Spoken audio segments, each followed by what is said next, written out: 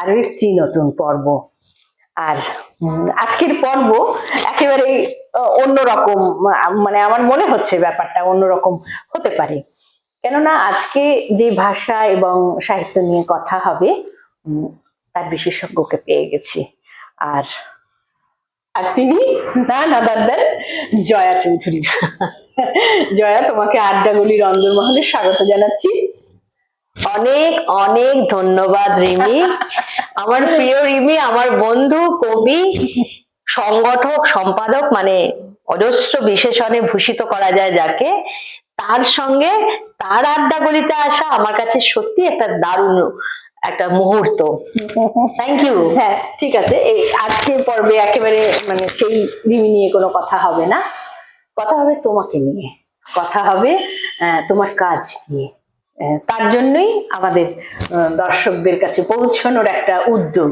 আসলে সকলকে নিয়ে থাকতে আমি ভীষণ ভালোবাসি। আসলে একা তো কিছু হয় না, ব্যক্তি কিন্তু কিচ্ছু না, তাই না?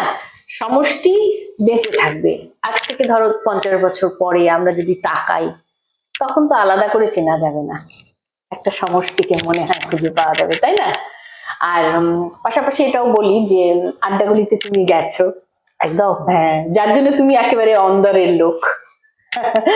Proud to be. আমি আমার ভীষণ একটা নিজস্ব অহংকার, বিশেষ করে আমি তো একেবারেই দক্ষিণবঙ্গ ভিত্তি করেই আমার বেঁচে থাকাও রয়েছে এবং আমার সাহিত্য চর্চাও রয়েছে।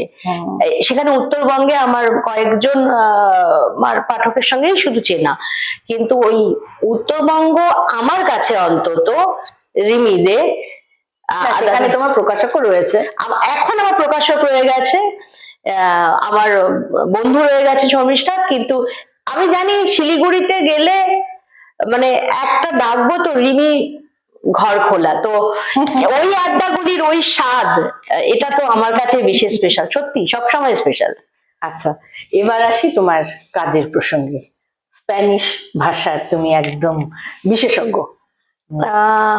সেই যাত্রাটা এবং তোমার কাজ, সেভাবে সেই কাজগুলোকে কিভাবে আমাদের বাংলায় নিয়ে আসা, সেটা ধীরে ধীরে আমাদের খুলে যাবে আর কি, কুড়ি থেকে ফুল ফুটবে। হ্যাঁ, তো তোমার যাত্রার শুরুর দিকটা এবং এই ভাষার প্রতি আকর্ষণ, তারপরে সেই ভাষা নিয়ে কাজ, সেগুলো ধীরে ধীরে আসবে। তুমি শুরুটা বলো, কি করে এই ভাষার প্রতি যাওয়া, মানে তোমার মুগ্ধতা। সত্যি একটা স্বীকারোক্তি হচ্ছে যে আমার সমস্ত বাঙালি ছেলে মেয়েদের মতে, আমরা যে যুগের ছেলে মেয়ে, আমরা সবাই ওই যারা লেখালেখির দিকে যাদের ঝোঁক থাকে, তারা নিজেদের লেখা লিখবে বলেই কিন্তু জীবনটা শুরু করে। একদম। আর আমি নিজেও মানে ক্লাস 2 তেই আমার প্রথম নিজের কবিতা স্কুল ম্যাগাজিনে বেরিয়েছিল। সেটাও মানে ও অনুবাদকের পাশাপাশি এটাও আমার বলে রাখা ভীষণ ভাবে দরকার, ওর কিন্তু মৌলিক লেখাপত্র প্রচুর রয়েছে। হ্যাঁ, আর তুমি মৌলিক কাজও করো পদ্যতে। সেখানে কিন্তু একেবারে মৌলিক কাজ।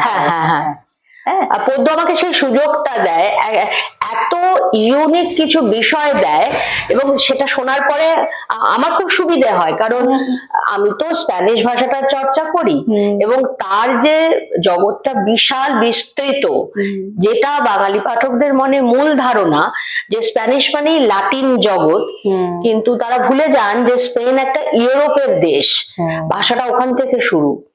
যদি 11 জন যদি মানে নোবেল পায় সাহিত্যে, 5 জন স্পেন থেকেই পেয়েছেন।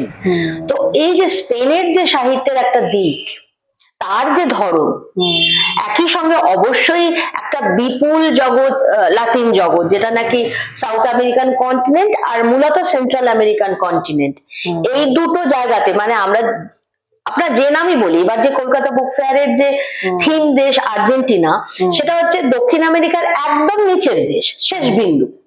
আবার একই সঙ্গে সেন্ট্রাল আমেরিকার মেক্সিকো, এই যে এত বড় একটা এলাকা, সেটাকে আমরা বলছি লাতিন আমেরিকা। কিন্তু এর বাইরেও আরেকটা সাহিত্য জগৎ রয়েছে, সেটা হচ্ছে ফিলিপিন্সের একটা সাহিত্য জগৎ রয়েছে। এটা শুনতে মজা লাগে, কারণ অ্যাকচুয়ালি স্পেনের মানে কলম্বাসের নুয়েভো মুন্দো মানে নতুন পৃথিবী আবিষ্কার, মানে সোজা কথায় ওই ল্যাটিন আমেরিকান জায়গাটাকে আবিষ্কার করার পর থেকে স্প্যানিয়ার্ডরা তো সারা পৃথিবীতে ছড়িয়ে গেল। একটা সময় আজ থেকে 400-500 বছর আগে পৃথিবীর প্রায় অর্ধেক স্পেনের দখলে ছিল। তো ওই সময় ফিলিপিন্সও কিন্তু স্পেনের আন্ডারে ছিল। তো 250 বছর ওখানে ওরা রাজত্ব করেছে। সুতরাং ওদের সাহিত্য নিয়ে চিন্তা ভাবনা করতে গেলে আমার কিন্তু ওই স্প্যানিশ সাহিত্যের অনুষঙ্গ চলে আসবে। তো এটা অনেক বড় একটা ব্যাপার। সেই কারণে ওদের আমাদের স্বল্প পরিসরে যতটা, যেহেতু ও যখনই কোনো একটা বিষয় বলে তখন আমার সুবিধা হয় আমার গবেষণাটাকে কনসেন্ট্রেট করতে। এবার যেরকম আমি তোমাকে স্পেসিফিক্যালি বলে দিয়েছিলাম উর্সুলা, এই যে মানে ওই 100 años de সোলেদাদের উর্সুলা চরিত্রটি নিয়ে লিখতে। এবং মজার ব্যাপার হচ্ছে 1 বছর আগে আমাকে অন্য একটি পত্রিকা আশাপূর্ণা দেবীর যে শ্রেষ্ঠ নারী চরিত্র, যথারীতি আমরা সত্যবতীকে আমি বেছে নিয়েছিলাম। সেবারও বইমেলার ছিল সত্যবতী, এবারে বইমেলার পদ্মতে আমি উর্সুলাকে নিয়ে লিখি। আর এবার আর্জেন্টিনা, এবং ওর থিমও আবার আর্জেন্টিনা। তো সব মিলিয়ে আমার কাছে এটা একটা মানে খুব আনন্দের ব্যাপার, আমার প্রিয় জায়গা। আমি তো সেসব অত জানি না, একই সবকিছু মানে আপডেটেড খবর, মানে একজন মানুষ সব জানতে পারে না, এটা তো অনন্ত জ্ঞান ভান্ডার। সেটাই, মানে এগুলো আর্জেন্টিনা হবে, সে আর্জেন্টিনা হওয়ার বহু হয়তো বলে দেয় বইমেলার পরে, কিন্তু আমার কিন্তু বিষয় আগেই ঠিক হয়ে গেছে। হ্যাঁ, একদম একদম। তোমাকে আমি একদম, আমি যেভাবে কাজটা করি একটু পরিকল্পনা করেই কাজটা করি, তা না হলে কাজ করা যাবে না। এত কাজ করি তো, সেন কাকে কি দিয়ে লেখাবো বা বলবো কথাটা, মানে আমার মাথায় যে কাগজটা দেখতে পাই সেখানে কোন কোন লেখক সেটা আগেই নির্ধারিত, সেটা জয়া ছাড়া হবে না। হ্যাঁ, মানে আমি প্রিভিলেজ যে আমারও স্থান আছে ওখানে। হ্যাঁ, এই আর কি, মানে স্প্যানিশ জগৎটা আমার কাছে এত আকর্ষণীয়। প্রথম আমি ভাবতাম যে মানে এত কাজ, আমি মানে কোথা থেকে শুরু করব, কিন্তু আস্তে আস্তে আমি যত ভেতরে ঢুকছি বুঝতে পারছি যে আমি প্রায় কিছুই জানি না। আর কি হয়, মানে আপনি একটা বিদেশি ভাষা চর্চা করছেন এবং আপনার চারপাশে কেউ সেটা জানছে না, তাই তো? এরকম সময় মানে এই তাগিদটা নিজের ভেতর থেকে প্রদীপটা জ্বালিয়ে রাখতে হয়, নিজের ভেতর থেকে। এইটা আমার ব্যক্তিগত একটা লড়াই এবং আমার ভালোবাসার লড়াই। এটা আমি নিজের তাগিদেই করি আর কি। কারণ সত্যি বলতে কি, দেখো রিনি, আমি যেহেতু মৌলিকও লিখি, মূলত আমি যেহেতু অনুবাদটা আমার এত বেশি সময় নিয়ে নেয় যে আমার মাথায় কিন্তু উপন্যাস রয়েছে, তুমি এটাকে করতে পারছো না। জট ডাউন করতে আমার একটা টানা 1 বছর না হলে আমার পক্ষে উপন্যাস লেখা কঠিন। যারা নিয়মিত মৌলিক লিখছেন তাদের একটা চর্চার মধ্যে থাকছে, আমাকে সেটা দ্বিগুণ 3 গুণ সময় দিতেই হবে। তো আমার 8 বছর ধরে একটা প্ল্যান রয়েছে, কিন্তু আমি লিখতে পারছি না। বাট তারপরও আমার একটা উপন্যাস, একটা মানে আমার ইবুক আছে একটা, সেটাকে হয়তো একটু বড় পরে সামনের বছর যদি বের করি। তো এইরকম লেখালেখির করতে গিয়ে আমি দেখলাম যে মানে কি নিয়ে কথা বলছিলাম, ভাষাটা, স্প্যানিশ ভাষার যে সাহিত্যটা, তার প্রতি আকর্ষণ, তার বিশেষত্ব, সেটা কোনটা টানে, এগুলোই। মৌলিক লিখতে গিয়ে আমি আবার খেয়াল করি আমার মধ্যে যেন ওই ছাপটা না পড়ে যায়। আমি স্প্যানিশ ভাষা নিয়ে বলবো, একটা মজার কথা মনে পড়লো। পাবলো নেরুদার একটা কবিতা পড়েছিলাম। এখন নেরুদা বলতে আমরা কিভাবে শুনি, প্রেমের কবিতা। হ্যাঁ, 20 poemas de amor, মানে 20টি প্রেমের কবিতা। এটা একটা বই আছে না, ভীষণ বিখ্যাত। নেরুদা সম্পর্কে পড়তে গিয়ে দেখলাম ওই বইটা ওনার 17 বছর বয়সে লেখা, কিন্তু মিলিয়নস এন্ড মিলিয়নস কপি ওই বইয়ের বিক্রি হয়ে গেছে। তো নেরুদা মানে আমি অন্তত সামান্য জ্ঞানে তখন জানতাম যে প্রেমের কবিতা। হ্যাঁ, হঠাৎ করে একদিন একটা কিছু পড়তে পড়তে দেখি কি, কুকুরকে নিয়ে একটা কবিতা লিখেছেন নেরুদা। তো মানে সেটা আমার মনে এত ছাপ ফেলেছিল, অসাধারণ কবিতা আর কি। আমার একটি কুকুর ছিল, সে নেই, সে চলে গেছে। এই দুটো লাইনের মধ্যে কি অসম্ভব বেদনা ধরা, মানে কবিতাটা অনেক বড়, সেটা বেদনা ধরা এবং তার মনোজগৎটাও যেন এই দুটো শব্দের মধ্যে, তাই না? দুটো শব্দ ছিল, সে নেই, চলে গেছে। তাহলে তুমি ভাবো, যে তুমি বলছো হঠাৎ করেই যে তুমি যে অনুদিত, তুমি এটাকে করেছো বোধহয়। হ্যাঁ, এটা বোধহয় আমি কোথাও পড়েওছি একটা, বা ঠিক মনে পড়ছে না আমার। হ্যাঁ, ছাপা হয়েছে, তুমি পড়তেই পারো। তো ওই কবিতাটা আমার উপর এত প্রভাব ফেললো যে পরবর্তীকালে আমার একটা কবিতা বই বেরোনোর আগে, আমি এমনি কবিতা সারা বছর সবসময় যখন ইচ্ছা লিখি, একটা কবিতা লিখেছি। আমি মূলত প্রেমের কবিতাই লিখি, কারণ আমি ঠিক সে অর্থে কবি নই। মানে দুরকম কবি থাকেন, এক ধরনের কবি তার মহা প্রতিভা নিয়ে থাকেন, আরেক ধরনের কবিও প্রতিভাবান, কিন্তু তারা নির্মাণ করেন। তো আমি ওরকম পারি না, মানে আমার অত ক্যালি নেই সোজা কথা। তো আমি এমনি লিখেছি একটা প্রেমের কবিতা। তো তো আমি না পরে বেশ কয়েক মাস পরে হঠাৎ করে পাণ্ডুলিপি করতে গিয়ে দেখছি কবিতাটা আবার পড়ে দেখছি, আমি বুঝতে পারছি, আমি জানি না আর কেউ বুঝেছি কিনা, নেরুদার ওই যে কবিতাটা পড়েছিলাম সেটা কিছু প্রভাব। এত প্রভাব পড়েছে যে ওটা বেরোয় কবিতা, কিন্তু ওটা এসে গেছে। আমার সঙ্গে তো বইটা আজকে নেই, তাহলে আমি তোমাকে দুকলম দেখিয়ে দিতাম যে দেখো কিরকম মানে তোমার যে অবচেতন যে কি করে চেতনের সঙ্গে একেবারে সেতু বন্ধন করে একটা রাস্তা হয়ে যায়। এক্স্যাক্টলি। তোমার মতো কবির কাছে আমি কি বলবো, আমি খুবই সামান্য, কিন্তু তুমি বলো। কিন্তু কিন্তু না, সত্যি আমি সিরিয়াসলি বলছি, তোমরা হচ্ছে মানে সত্যিকারের কবি, এবং তোমার একটা, আমি তোমার লেখা যত পড়েছি তোমার এত ভার্সেটাইল দিক, মানে মানে যতটুকু আমার সামান্য জ্ঞান সাহিত্য নিয়ে, মানে একজন কবি হবেন মানে একটা ধারক, মানে পরিস্থিতির ধারক, সেই পরিস্থিতির মধ্যে সব কিছু থাকবে।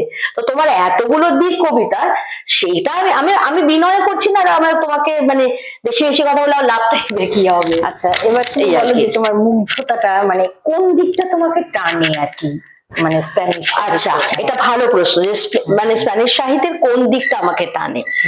কেননা তুমি তো তোমার ভেতরের যে প্রেম সেটা না থাকলে তো তুমি সেই গভীরে ডুবো দিতে পারবে না। হ্যাঁ, অবশ্যই অবশ্যই অবশ্যই। সেটাই বলছি। প্রশ্নটা খুব ভালো। আমি এর মধ্যে একটা কথা বলি, যে কোনো অক্সিডেন্টাল সাহিত্যগুলো আমরা কি দেখি, মূলত কিন্তু যুদ্ধ আর প্রেম। আর আমি যখন আধুনিক স্প্যানিশ সাহিত্য বলবো, আধুনিক মানে আমি বলছি কলম্বাসের পরে পৃথিবীটাই বদলে গেছিল, ইউরোপের পৃথিবী বদলে গেছিল, কারণ আমার যতদূর পড়াশোনা আছে তাতে আমার জানা আছে যে অন্তত স্পেন ওই দিকে আর কি, ইউরোপিয়ানদের ধারণা ছিল যে পর্তুগাল হচ্ছে পৃথিবীর শেষ, সেই জন্য একটা জায়গারও নাম শেষ বিন্দু, পৃথিবীর শেষ বিন্দু। আমি ইংলিশটা ভুলে গেছি। তো কলম্বাস যখন অ্যাকচুয়ালি ভারতকে আবিষ্কার করতে গিয়েছিলেন, কারণ ভারত থেকে লুটপাটের ইচ্ছে ছিল ওনার আর কি, তো উনি পারেননি, ওনার জাহাজের কম্পাসটা ভুল করে চলে গেছিল একদম পশ্চিম দিকে, আমেরিকা না, ডোমিনিকান রিপাবলিকের একটা জায়গা, তার নাম সান সালভাদোর, সেখানে উনি পা দিয়েছিলেন প্রথমবার। কলম্বাস তার জীবনে 4 দফাতে নৌ অভিযান চালিয়েছিলেন 10 বছরে, কিন্তু তারপরেও ভারত আবিষ্কার করতে পারেননি, থ্যাংক গড। কিন্তু এই যে উনি আবিষ্কার করলেন, তার ফলে পুরো ইউরোপের ভাবনাটাই বদলে গেল। মানে আমেরিকা বলে যে অত বড় একটা মহাদেশ আছে, গোটা আমেরিকা মহাদেশটাই বেসিক্যালি কলম্বাস আবিষ্কার করেছেন, মানে আগে ল্যাটিন আমেরিকান করে তারপরে। তো অনেক পরে আমেরিকা বলতে আমরা যারা এশীয়রা বুঝি, আমেরিকা, ডোনাল্ড ট্রাম্প, ওই খণ্ডটা আমেরিগো ভেসপুচি আবিষ্কার করেছিলেন। কিন্তু অ্যাকচুয়ালি আমেরিকা বলতে যা বোঝায় সেটা হচ্ছে গোটা উত্তর এবং দক্ষিণ আমেরিকার মহাদেশ, এই দুটো মিলেই আমেরিকা বলা হয়। আচ্ছা, এবার তুমি সাহিত্যের জায়গাটা বলো। তো এই আর কি। এবার সাহিত্যের প্রসঙ্গে আমি বলতে পারি, এই জন্য এই যে স্পেনের কথাটা বলতে গিয়ে এই কথাটা অবশ্যই ভূগোল তো এইভাবে আছে। হ্যাঁ, এবার স্পেন যেহেতু এতগুলো দেশ দখল করেছে, সুতরাং যুদ্ধ আধুনিক স্প্যানিশ সাহিত্যের একটা অঙ্গাঙ্গী অংশ একদম।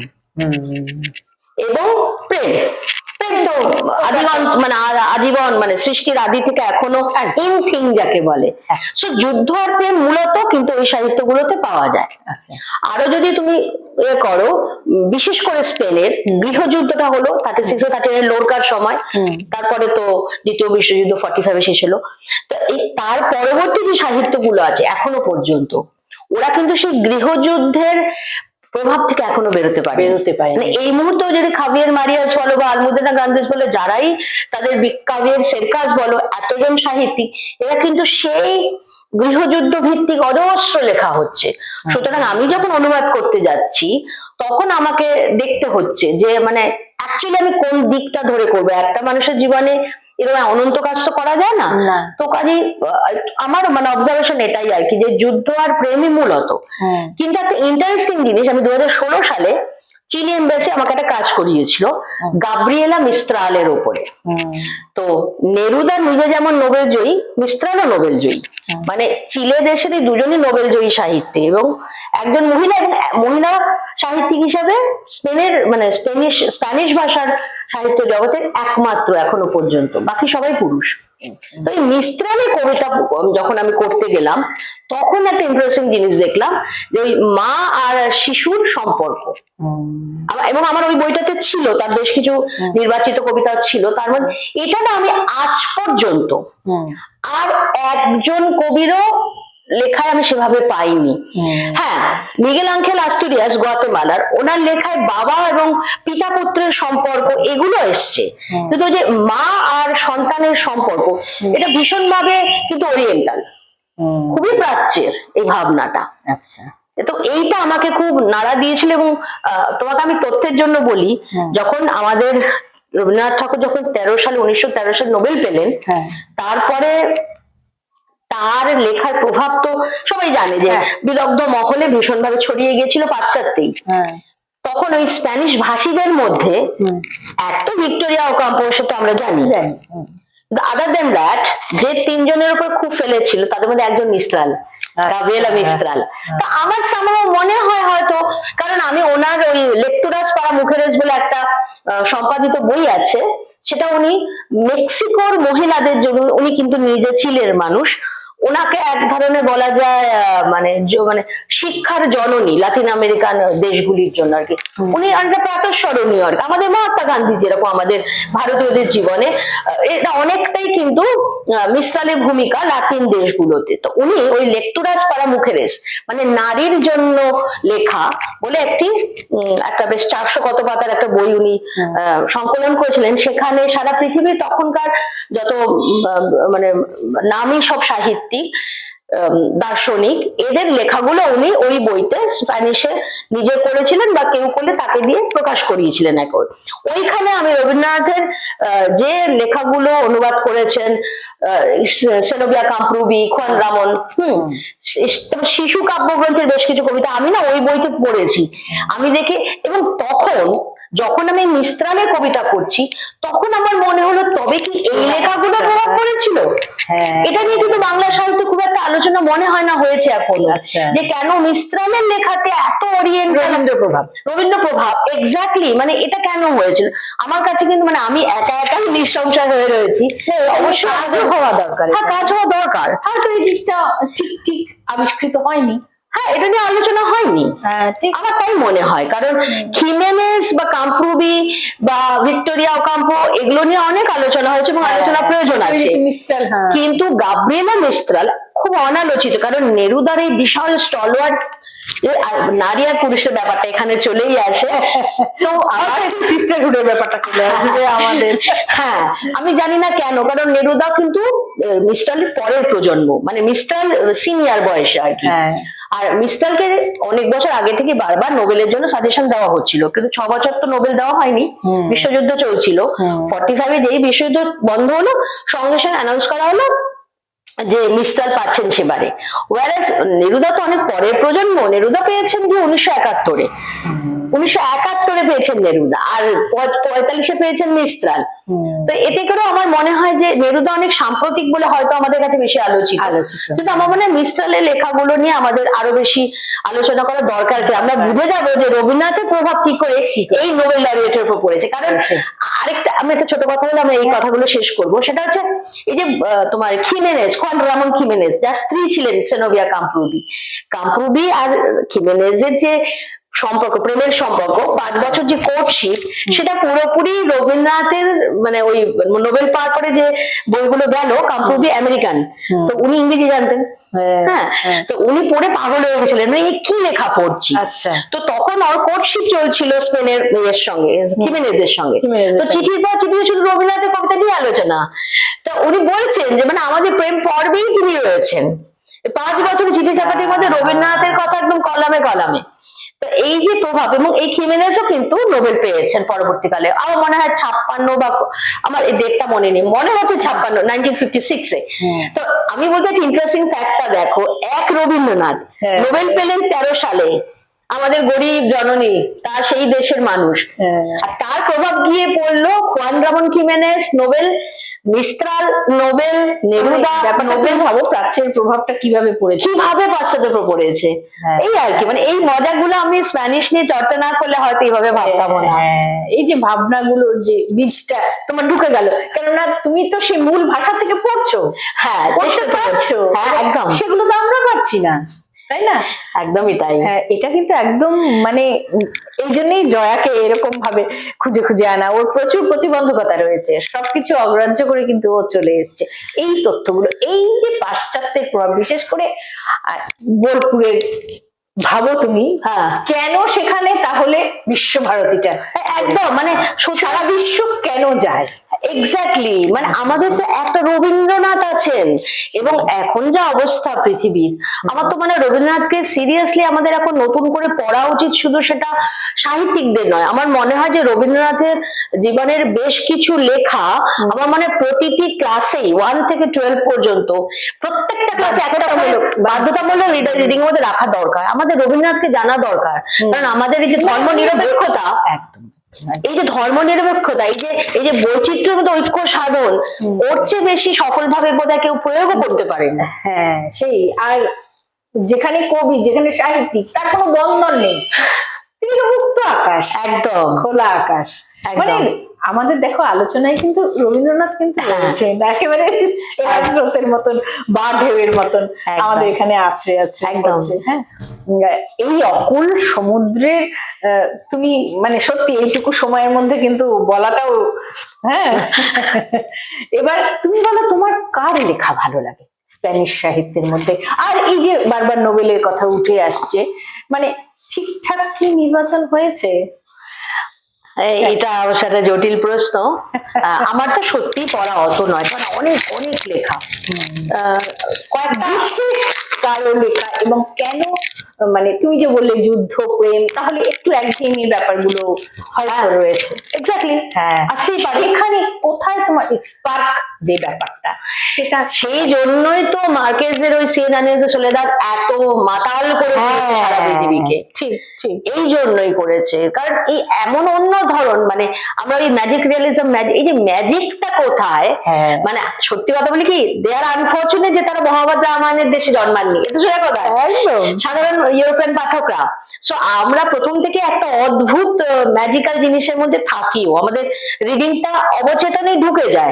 রামের গল্প থেকে শুরু করে আমাদের জীবনই শুরু হয়। একদম, মনে হয় রাম দাঁড়িয়ে আছে। হ্যাঁ, সত্য অসত্য সেই ব্যাপারে আমরা সেই সব তো অন্য ব্যাপার। হ্যাঁ, মানে এই যে ভাবনার যে অদ্ভুততা, মানে যা দেখছি তার মধ্যে এত কিছু, আরো কিছু না দেখা বাকি, এই গোটা কনসেপ্টটা তো আমরা বাই ডিফল্ট জন্মসূত্রে পাই ভারতীয়। একদম তাই। সেই জন্য আমাদের বেসটা কিন্তু অনেক বেশি রিচ। হ্যাঁ, আমরা অনেক কিছু আছে, এই যে দেবী সরস্বতী বা দুর্গা, এদেরকে আমরা কত রকম ভাবে দেখি, পুরাণ, শাস্ত্র, তারপর মিথ, মানে অসাধারণ একটা টপিকও তুলে না। আমি জানি না এই সাক্ষাৎকার কতক্ষণ চলবে। ওই মাটি বলে একটা বই বের করেছিলেন, তুমি ছিলে সেখানে। সেই বইটা যে কি অসাধারণ, মানে দেবী অর্চনা, আমাদের এই লোকদেবী, আমাদের এই জনপদের এত কুচি কুচি ভ্যারিয়েশন, তার এত রকম রূপ দেবীর, একদম মানে সেই বাস্তবেও আছে, আবার দেবতা মানে কল্পনাতেও রয়েছে। হ্যাঁ, তো এই যে গোটা এটা, আমি না বইটা পড়ে স্তম্ভিত গেছি, এবং আমি মানে সত্যি কথা বলতে আমি মনে করি বইটাকে বিশ্ববিদ্যালয়ের পাঠের অন্তর্ভুক্ত করা উচিত, মানে বাংলা বিভাগে বা কম্পারেটিভ লিটারেচারে। আমার মনে হয় ওইটা খুব দামি একটা কাজ ছিল, যে আমাদের দেবীদের অবস্থান মানে লোকজীবনে, এটা থেকে উঠে আসে কি আমাদের পৃথিবীর শিকড়ের একটা সন্ধান বলা যেতে পারে, পৃথিবীর শিকড়ের সন্ধান। একজন ভারতে কাজ হচ্ছে ব্যাপারটা। হ্যাঁ, আর সেখানে কিন্তু তোমার গোটা বিশ্বেরই রাখা হয়েছে। হ্যাঁ, তুমিও তো ভারতের বাইরে, এবং আমি পেরুর দুজন জলদেবী, মামা কোচা আর বীরা কোচা, এদের নিয়ে করেছি। আমি জানি না এই নামগুলো শুনে কারো মাথায় স্পার্ক করলো কিনা। নীরেন্দ্রনাথ চক্রবর্তীর অনুবাদে টিনটিন আমরা সবাই পড়েছি। টিনটিনের একটা লাইন ছিল, মানে আমরা ছোটবেলায় বাড়িতে ভাই বোনেরা গান করে করে সারা বাড়ি মানে এরকম করতে করতে ঘুরতাম। সেটা হচ্ছে টিনটিন বন্দী হয়েছে, সূর্যদেবের বন্দী ওই বইটাতে। টিনটিন বন্দী হয়েছে, তো ইনকারা ভেপু বাজিয়ে গান করছে। তো নীরেন্দ্রনাথ ওই অনুবাদে লিখছেন যে পাচারুরাম পাচা কামাক বীরা কোচা কহিনা পাক চূড়া সুঙ্কুই, ছোটবেলায় আমরা এরকম সুর করে পড়তাম। আমি যখন পড়তে গেলাম তখন সেই পাচা মামা চলে এলো, পাচা মানে ধরিত্রী। আমার তখন মনে হলো জীবনটা আমাদের সবই সুতোয় বাঁধা, কে জানতো আমি স্প্যানিশে ঢুকবো আর এইগুলো এইভাবে সবগুলো একেবারে মিলে যাবে। আবার দেখো সেখানে কিন্তু আমাদের শীতলা দেবীর কথাও ছিল। হ্যাঁ, মানে শীতলা দেবী, আমরা শীতলা দেবী, বনদেবী, এদের না কোনো পাত্তা দিন আর, মানে যারা লেখাপড়া জানালো মনে করে আমরা সব জানি, হ্যাঁ কিন্তু ওখানে যে আমাদের ইতিহাস লুকিয়ে আছে ওটা না পড়লে, ওখানে না গবেষণা করে তো আমরা জানতে পারতাম না। আমি এই জন্য সত্যি মাটি বইটা দারুণ বই ছিল, মানে দারুণ। ওটা না, আমি এই বইমেলা টু নববর্ষ আমি একটা অন্য ফেজে ছিলাম। সারা পৃথিবীর এই যে লোকদেবী, তাদের ভেতরে থাকা এবং তার সাথে আজকেও আমরা কি করে রিলেটেড। একদম তুমি বোধহয় সম্পাদকীয়টা পড়ে বুঝেছো যে অসাধারণ একটা সম্পাদকীয় ছিল। মানে- ওটা ওই ইটসেলফ ওটা একটা সাহিত্যের পিস। এইটা খুব জরুরি, আমি তো বললাম মানে মানে পুনরুক্তি হয়ে যায় যে মানে মানে এখন কি হচ্ছে, এখনকার পৃথিবীতে কি হচ্ছে, যে অস্থিরতা, অর্থনৈতিক একটা ডিজাস্টার সারা পৃথিবীতে চলছে। এখন সবাই বলছে যে হ্যাঁ সাহিত্য টাহিত্য দিয়ে কি হবে, এখন দরকার পেটের খিদে। এটা কোনো ভুল নেই, পেটের খিদে চিরকালই সত্য, পেট থাকলে তার খিদে থাকবে। আমাদের যাবতীয় যা কিছু ওখান থেকেই লড়াই শুরু। কিন্তু আমরা যদি এই শিকড়ের সঙ্গে, এই চেনার সঙ্গে না নিজেকে সম্পৃক্ত রাখি, সেটা সাহিত্যই পারবে। তা যদি না রাখি তাহলে ওই পেটের তাগিদ করতে করতে আমরা না পশুর মতো থেকে যাব। পশু থেকে মানুষের যে উত্তরণ আমাদের হয়েছিল, বিশেষ করে আফটার শিল্প বিপ্লব, ইন্ডাস্ট্রিয়াল রেভলিউশন অফ ইউরোপ, তার পরের 150 বছরের পৃথিবীতে একটা হিউজ কাজ হয়েছে সর্বদিকে, মানে সাহিত্য, স্থাপত্য, ভাস্কর্য, চিত্রকলা সবেতে মানে একটা বিপুল রেনেসা হয়েছে। সেটা কিন্তু অ্যাকচুয়ালি যদি ভালো করে খেয়াল করে দেখো, এখন কিন্তু নিচু, অবনতগামী। এবং এর কারণই হচ্ছে অতিরিক্ত ফোকাস, যে পেটের খিদে। আমরা বোধহয় এখন ভুলে যাচ্ছি যে প্রয়োজন আর শখ, এই দুটো তফাৎ করতে ভুলে যাচ্ছি। শখটাকে প্রয়োজন মনে করে এত বেশি শারীরবাদী, হ্যাঁ এত বেশি শরীর নির্ভর হয়ে যাচ্ছি যে আমাদের এই মাথার কাজটা কমে যাচ্ছে। এবং আলটিমেটলি কিন্তু উইদিন 50 ইয়ার্স আমার মনে হয় আমরা একটা ডাল কতগুলো একটা মানে একটা একটা জঙ্গলের পৃথিবীতে ফিরে যাচ্ছে, আমার তাই মনে হয়, সিরিয়াসলি মনে হয়।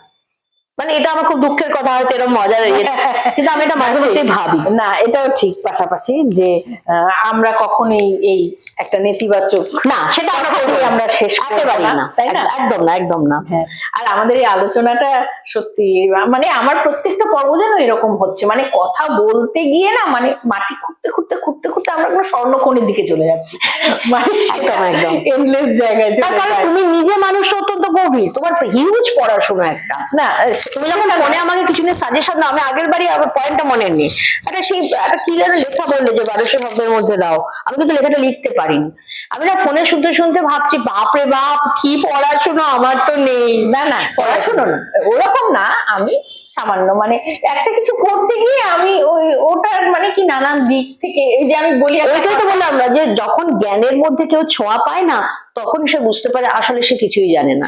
না, সেটা আমাদের ব্যাপারে মানে বুঝতে আমি পারছি মানে যে জ্ঞানটা একটা ধরো ওখানে কিছু একটা রাখা আছে, ওটা না আমি চেষ্টা করি, বা আমার এটা ভেতরের, মানে এটা আমি বলতেও চাই সবাইকে যে আসলে ও কি চায়, মানে আমি সেই জিনিসটাকে রান্নাঘরে দাঁড়িয়েও থেকে দেখতে চাই, আবার রাষ্ট্রের জায়গায় দাঁড়িয়ে থেকেও দেখতে চাই আর কি, এই দেখাটা আর কি, এটা আর কি। ঠিক আছে, জয়া, তোমাকে পেয়ে আমি কিন্তু আপ্লুত, এবং আমার মনে হয় আমাদের আড্ডাগুলির অন্দরমহলের দর্শকরাও অনেক কিছু পেলেন। হ্যাঁ, আমারও খুব ভালো লাগলো, অনেক অনেক ধন্যবাদ বলি, আবারও পাওয়ার চেষ্টা করব তোমাকে নিশ্চয়ই। আড্ডাগুলির অন্দরমহলের এই পর্ব আমরা এখানেই শেষ করছি, আবারও কথা হবে পরবর্তী পর্বে। নমস্কার।